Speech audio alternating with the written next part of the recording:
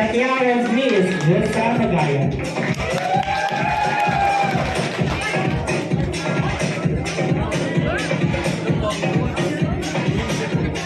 Agrayo man.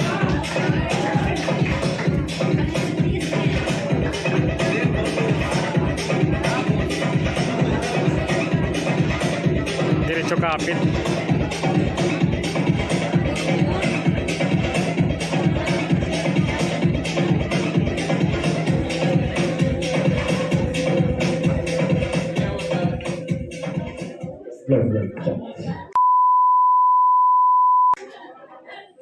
Pasa lang yan. Ano? Sounds ang pasa.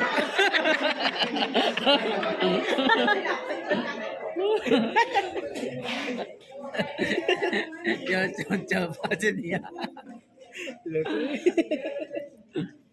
Paya pagbata na, paya. Hi, magayon. Hello po, ma'am. Hi. Well. Okay, my question is, ano lang, masaya ba kayo sa trabaho niyo ngayon? Bakit?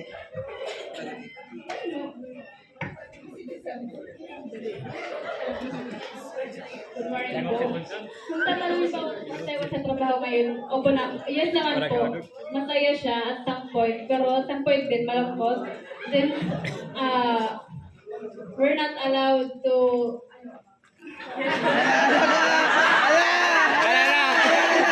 allowed to go home every time we want to go home dahil may mga trabaho tayo every Saturday, Sunday. So, minsan may mga ano, kasi tayo ng mga family gatherings. Pero at some point, I am happy po dahil nakakatulong pa ako sa mga nanay natin na nangangailangan ng tulong mula sa atin. And nakakatulong din pa ako sa ibang tao. Ayun po. At nakakapag-travel while nag-work. Thank you. Yun naman pala eh. Yan pala eh. Dami mo pong pasikot-sikot.